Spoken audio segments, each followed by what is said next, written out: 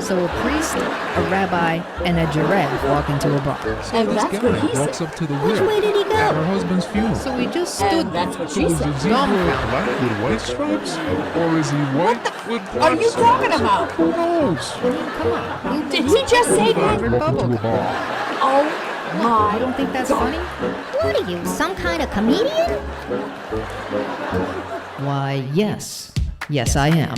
I'm Terri Walters, And I'm Terri Zander. and we are Some Kind of Comedian. And this is a podcast where we deconstruct the stand-up world, one comedian at a time. Open your ears and your hearts And your mind. and your wallets. Hey, not your wallets. What are you, some kind of comedian?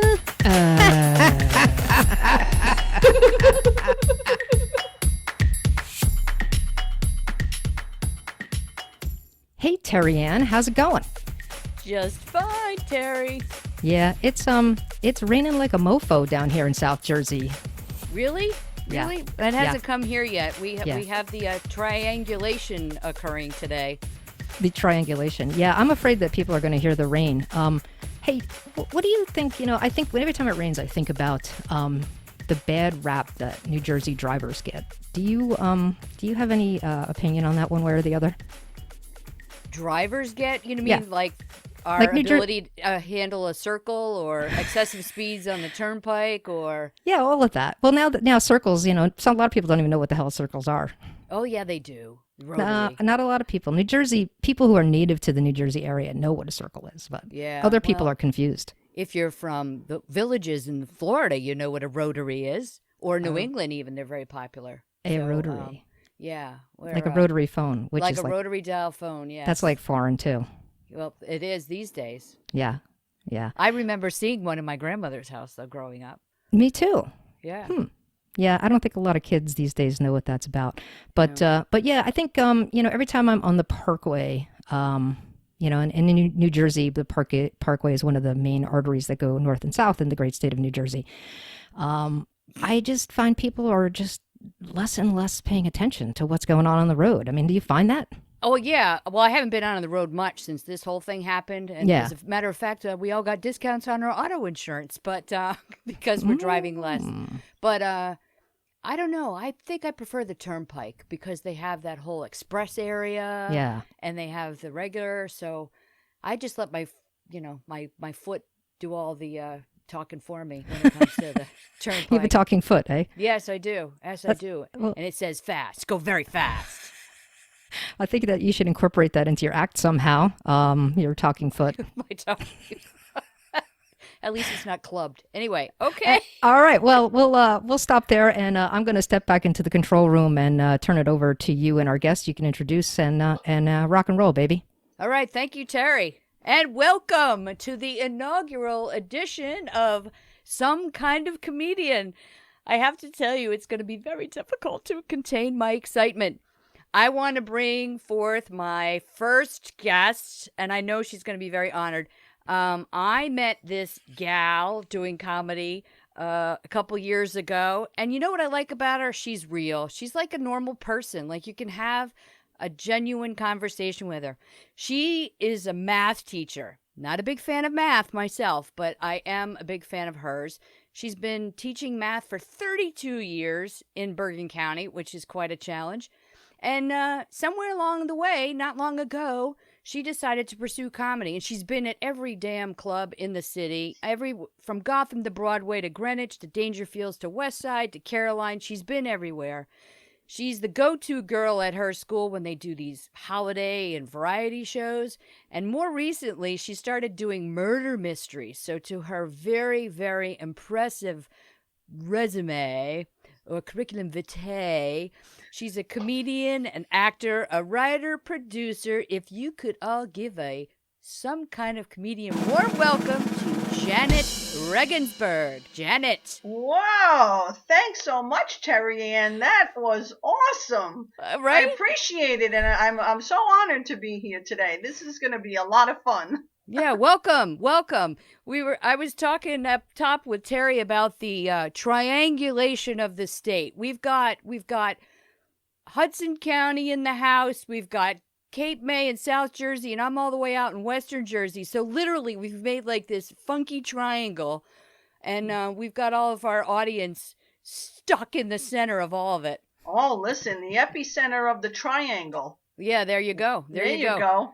So a math teacher. First of all, thank you for your service. Yeah. Holy welcome. crap. Holy crap. I spent one day in kindergarten with a teacher friend of mine years ago, and I was completely exhausted. One day at kindergarten. How do you do high school math for 32 years? Well, it's not easy. And let me tell you what my husband does to scare away young kids. He tells them she's a math teacher. Oh, it'll work. It'll work. Yeah, you just do it. It's your career, but it does get to be a little monotonous after a while. It gets a little tiring finding X. Yeah. Finding X. I don't have an ex, thankfully. I'm still happily married, but I as well. Yes. Yeah, it's great, right? Congratulations to you on that. Yeah. I math was the only class I ever failed in school. Really? Yeah, I actually got an F in one class, one year in high school. My favorite math teacher, though, I'll bet you're like a favorite math teacher. Are you a favorite math teacher among your students? I hope so. I have wonderful students. I've had students in the past, and let me share this story with you. Last night was our first night outside dining. Who was our waiter? But John Britt, a former student of mine. Uh-huh. And it was so great to see him. Him and his brother were twins, and they graduated in 2007. And he recognized me right away. He had a mask on. He was our server. I didn't recognize him. Right. But then once I saw him, he goes, "Oh," I said, "John," and it was so delightful to have him serve us and to see him, and just catch up. He actually did remind me that we had a lot of fun in my class. So that made me feel really good. Well, that's great, because apparently he hasn't gone very far in his life, even though you've given him the math skills to succeed. I mean, sorry, that's no slant to you, but again, congratulations. I can't comment on that, Terri Ann. Sorry. You know what? I should say that a lot of people are currently unemployed, so it's good that he's able to get employment, especially in this very difficult climate. And he did his job very well. Well, that's good. That's good. Way to Mr. Britt for his accomplishments and success after Mrs. Regensburg's math class. Okay, so switching gears for a second here, I just want to give a big shout out to my favorite math teacher, after you, of course, is Mrs. Jameson from Colonial High School, Orlando, Florida. Mrs. Jameson, woo! Miss Jameson. I hope she's still with us. She was great. So comedy. How does a math teacher go from doing math all day long, 7 to 2 every day, 7:30 to 2 every day, to comedy? Like, how did that happen?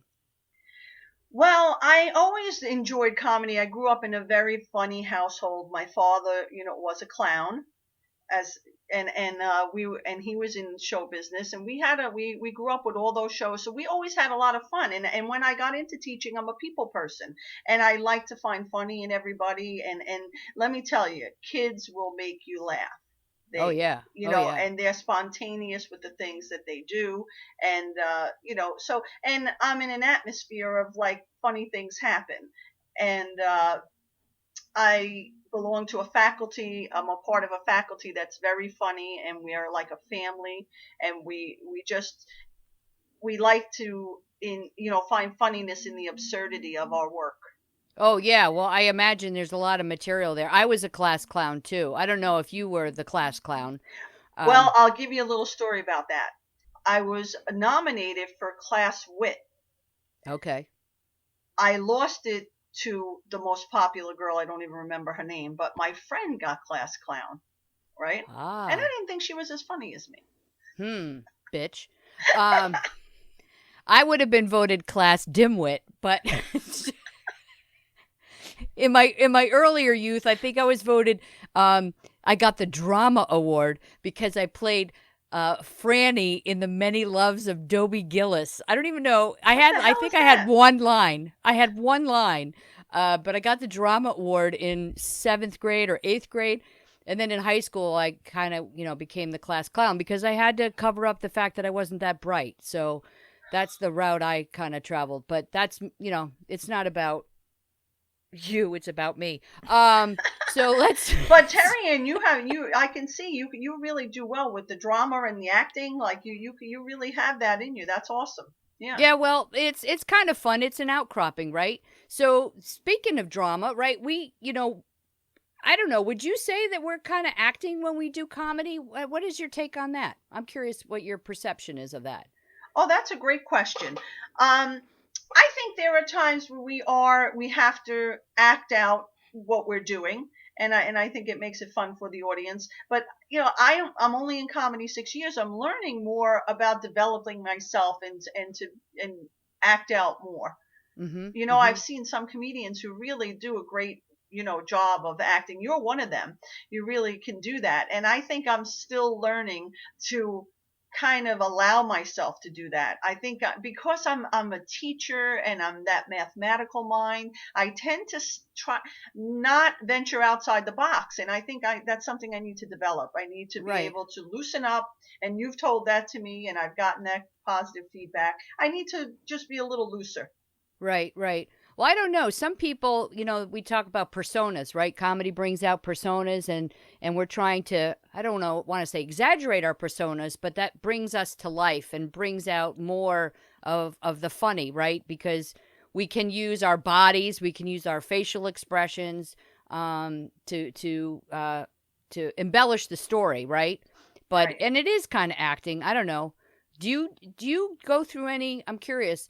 Do you go through any routine or anything before you do a show? Like some people, sequester themselves and want to be alone. Some people go over there. How do you prepare before you do a show?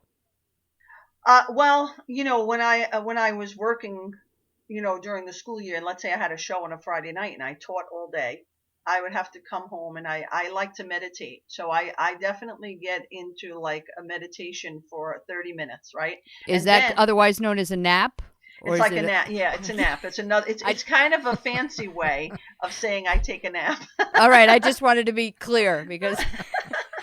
Yeah, exactly. But then I get up and I have to get myself like in the mood. But I got to tell you, my brother Ernie, he'll always call me and just do something bizarre and funny to get me in the funny. So I thank him for that. And I have great friends who are so supportive. And if they know I'm having a show, they'll make me funny all day long. They'll just like really warm me up during the school day. They're like, "You got your show tonight," and I got a guy at work or Bob. He's our school officer, and I've had his kids. I've taught his kids, and Bob likes to tell jokes. And so if he knows I'm having a show, he'll throw in like a bunch of jokes for me and get me like in motivated. That's great. Yeah, That's which great. I love. I mean, I just think it's amazing. And there are times when we have a show and we might not have had a great day. Yeah, and we need to switch gears and know that we want to get out there because, part of what we do is want to make people laugh and make people happy. And so if we're not feeling that, we need a way to get to that point. That's right. We got to dig deep. We got to dig deep sometimes. Other times it comes easy. The flow is there, but other times we're struggling with things. Yep. Well, it's interesting you say that because, we go through hard. We're real people. I got news for you. We're real people. Hello. Yeah, hello. And we have emotions, we have feelings, we have lives outside of our 6 minutes, our 5 minutes, our 3 minutes, whatever we're doing, right? So I hear what you're saying about getting in the mood and all that kind of stuff. I had a coach, and you've taken classes, so you can probably identify. I had a coach that told me when I was hosting, I do a lot of hosting lately, and she would say, Terri Ann, don't greet everybody when they come in. Don't exhaust yourself. Take the nap, right? And get the rest. And don't rehearse up to the very moment you're going to go on. Because, well, I used to phrase it as, well, I'll shoot my wad then, right? So you don't want to get rid of all of your energy throughout the whole day, because you really got to bring it when you've got a show. And you know what? Your show may not be till 8, 9 o'clock, whatever, and you've driven there and, you've got that hour-long ride. What do so it's a balance, I guess. Would you agree? Definitely. That's why I would give worksheets all day at work on the days I had a show. I'd be like, today is group work day. I want you guys to work together. Only tell me if you have problems. Only if you haven't. Ask everybody else in the class. The last one you're going to ask is me today. I gotcha. So you're in the corner with the microphone practicing your how you're getting up on the stage and what have you. Yeah. Right. Right. And you know how crazy it was. Remember the day we had a show and I had three comedians drop out? I was producing that show, and yeah. I'm teaching all day, and I have 3 comedians last minute drop out, and now I have to teach, juggle, get 3 comedians to fill the spot, or decide that I have to do a longer set, or maybe the other people that I asked to be on the show had to do longer sets. There were some crazy times. Oh yeah. Well, people don't think about that. You got to be on the fly. Right? You got to be fluid. You got to be able to change course. Because comedians are kind of flaky, right? Oh, yeah, we are. Yeah, I'm definitely a flake. It's like, the name Depends is in an undergarment. And, you know that if you put one on, you're going to, it's going to catch the stuff that you need to catch. But the comedians, you can't, and stuff happens. Cars break down. I mean, remember we were doing a show and somebody's car broke down and they said, Terri Ann, you want to be the host? I'm like, what? I was just there to watch. And I remember that. Yeah. And that's what you have to be ready for, which I've learned over this span of 6 years so far, that you have to be ready. And thank God that you were ready to do that. And you were amazing. Oh, thanks. There was some stroking that I was digging for there, and I got it. Thanks, Janet. You just filled that void for me. Thanks. Yeah. But no, you're right. Producing a show is another thing, right? So you're in front of the microphone, kind of comedian, stand up, right? And you're writing all of that. Where are you getting your inspiration to write your comedy from? Is it coming from school? Is it coming from your family? Where do you get most of your inspiration? Initially, I got it from my work experience at Chicken Delight, and working at a fast food restaurant. That was my initial comedy. And did you work the microphone at the drive-through there? No, there wasn't a drive-through. It was a walk-up, and we had back in the day, so many characters come in there. So basically, I started off with remembering that, and then it came from my family. Of course, I come from a crazy family. I had 6 kids. I'm the youngest of 6. My mother and father, I now realize were artists. So it was crazy. Crazy growing up with a big family, and so I get it from that. And of the last few years is when I've actually was brave enough to bring out my teacher material. Right. All right. And I had a lot of fun developing that.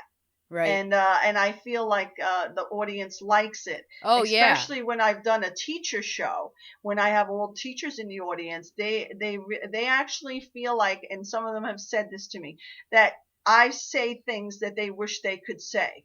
Right. That's a great point, right? We're the voice from within, right? For a lot of people. Not a lot of people have the courage to get up and do that, and comedy provides a forum, right? In a fun way, as opposed to, doing something a little more dramatic, and True. That could get you into trouble. Obviously the people at your school or your district know that you do comedy, right? And they're supportive of that. Very supportive. I have been lucky that they are very supportive. They've come to a lot of my shows, and I've done fundraisers for the PTA. And so yeah. So you're not only taking a salary, but you're giving back, which is good. Right. And I do like to give back. I do, because anytime I've done that show, the shows, I volunteer my time to set it up and to do it for them. That's my contribution. Well, that's great. That's very noble. And not everybody's noble in this business, would you say? I mean, there are people that do, 3-4 shows a night and they bounce all over town and they do sets here. And we talked about the reliability of comedians. Sometimes you've got a lineup, right? I know this has happened to me. You put the order of who's going to perform when, and then the comedians get there, and you've got one of your fundraisers, for example, right? You got 5, 6, 7 comedians, right? Each with a short set, and then the 3 of them come and say, I'd like to go first because I got to be over back in the city by, I got another spot at 8:00 or whatever. I mean, hello. I don't really like that. I don't if either. You're coming to a show. If I've invited you to a show, I feel that you should be there and stay there for the whole time and support the other comedians who are there and support the fundraising cause as well. I get you. And help out if we need you in other parts of the show, and especially if if you're getting paid for it. No, absolutely. Absolutely. I would say if it wasn't a paid gig, that's different. But I think if you're getting paid for it, you really should make the commitment to be there. I don't like the fact that comedians, and it's happened to me, come and say, yeah, can I be on first, and then leave. Of course I'm not going to say no, but right. I'm not happy with that. I feel right. that you should be committed. And I get that this is hard. Being a comedian is hard, and people want to get as much stage time as they want. They want to bounce from here to there. But there are certain events that require you to be a part of it for the entire time. Yep, I'm with you. And then we feed them. They get to eat. Yeah. Hey, bonus. And Terri, I have to say, you have been so generous, all the time. And I think that both you and I respect the fact that we like to pay our comedians when we can, when it's possible. And we let people know when it is and when it isn't. Right. I don't like, and I know that people will, I won't even go to think about what others might say about this, but I know there have been venues where the promoter makes thousands of dollars and doesn't hand out anything to his or her comedians. Right. Yeah. And I know that that's their livelihood, these promoters, but I can't see why they can't give gas money or something to say appreciate that you took the time to be on their show. Right. Well, that's the business of this whole thing, right? Yeah. And that's the one thing, I don't know about you, but in all the classes, we've both taken classes. You take classes, everybody's offering class, and some of them are more specialized, everything from writing to performing, hosting, advanced classes, writing for TV, writing for stand-up, whatever. And that's one thing I haven't seen them teach you. And so how have you found that? I mean, that's the one thing. It's like, you want to ask questions, but you don't want to be intrusive, and you don't want to be rude, and because people are very, territorial and protective. And granted, you and I have the fortune of a full-time thing, and we do comedy for fun. There are many people that we interact with that comedy is their entire livelihood. And right now, they are not working because places are not doing it because of the whole thing. So I don't even want to go there. But yeah, I feel very, very bad for the comedians whose life depends on the money that they make doing these shows and things like that. So yeah, I understand that. But back to the thing about what they, all the courses that we've taken, and very few have spoke about the business end of it. Yeah. I think that from what I've learned in this time is that stage time is their kind of way of saying you have to put in a lot of stage time before you actually get a paid gig. And so it's kind of the rule, I guess, in comedy when you start that's what I've learned. But I think that if you're decent enough and you have a decent 10-minute set or more, right? Yeah. That you should be getting paid, to do that. Right. I think if you worked hard enough and you have, a decent set to bring to people and people find you funny. I think that it's not so much that it's not the money, it's the validation that the money gives you for your hard work. Yep. Okay. Yep. So I want to just be clear about that. It's not like and like you said, we both have full-time jobs. I feel very fortunate Yeah. that I have a full-time job and that I don't depend on comedy for payment. Right. Right. Yep. I do it, quote, for fun, and some people call us hobby comics, and I don't like that because I think we put a lot of work into what Oh, we're we doing. sure do. Yeah. So I think we do it for fun, but we're doing it professionally now because you and I have put the time in. Yeah. I mean, and not just you and I, the comics who have been working hard. Right. Put the time in. You make an investment, right? An investment. You make the investment and you reap the reward, whether it's the reward of stage time, whether it's the reward of some sort of acknowledgement or compensation or whatever it is. When it's not fun anymore, that's when I think I would be done. But and we're branching out, right? So what are you doing now? I mean, we're in a weird time, right? We're doing murder mysteries, right? We kind of started that last year, and yeah, and you started that up, Terri Ann, with Missy Allen, who we miss dearly. Yeah.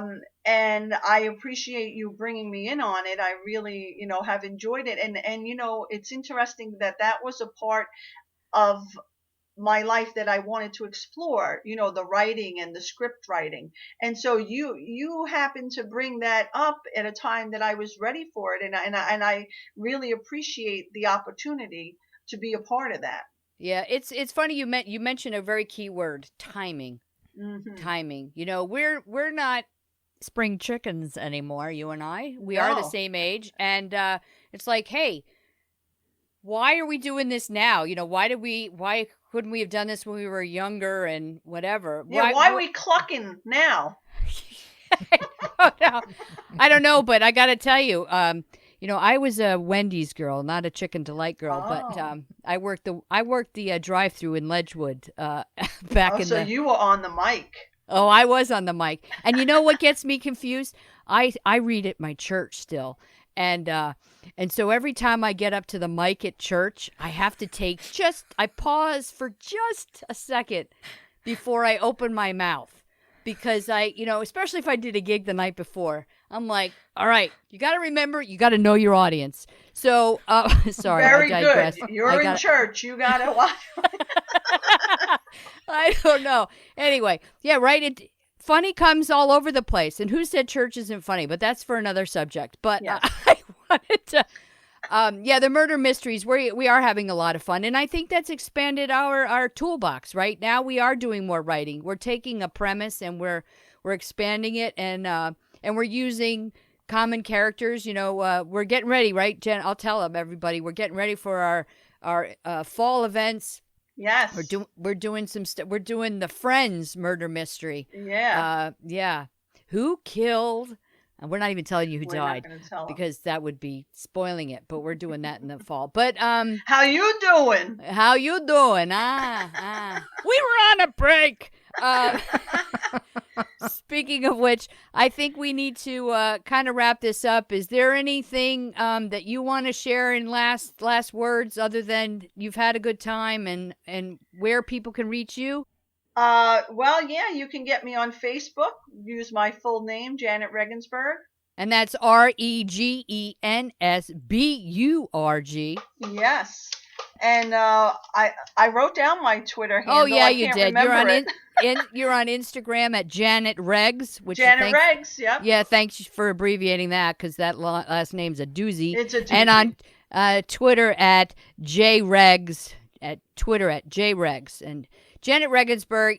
You know I love you, and if I can, love you too. Right back at you, Terri Ann. I really appreciate your being here, and we're asking everybody to follow and subscribe. I want to thank everybody for joining us. I think this isn't so bad for the first one. And one last parting word for all of you out there: remember to love and laugh with some kind of comedian. Hey, thanks for listening. We consider you our fans, our groupies, if you will. So please support us by subscribing to the show on the podcatcher of your choice. You can also find us at somekindofcomedian.com. The opinions expressed on Some Kind of Comedian are the opinions of our individual guests and not necessarily the organizations to which they're affiliated. Some Kind of Comedian is a production of TAZ Comedy and Moonfish Production Limited. Thanks again for listening, and hey, keep laughing. So, Janet, let me ask you one question. If you were able to live to the age of 90 and retain either the body or the mind of a 30-year-old for the last 60 years of your life, which would you want? Oh, God. The body. The body. It seems to be the consensus. Is it for the obvious reasons, or is there a specific reason that we wouldn't think? It's for the obvious. I mean, you know what those parts look like at 90. They're touching the ground. There you I go. want them up and perky. Up and perky. Janet goes for up and perky, the body of a 30-year-old. Thank